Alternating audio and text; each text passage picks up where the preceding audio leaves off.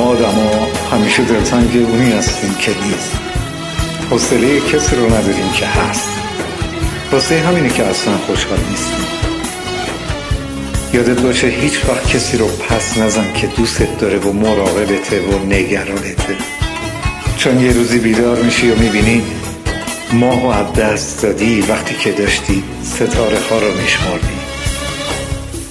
راضی باش به هر چی اتفاق افتاد، که اگه خوب بود زندگی تو قشنگ کرد و اگه بد بود تو رو ساخت.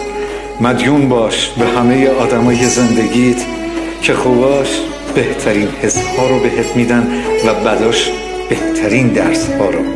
ممنون باش از اونی که بهت یاد داد همه شبیه حرفاشو نیستن و همیشه همین جوری که میخوای پیش نمیره.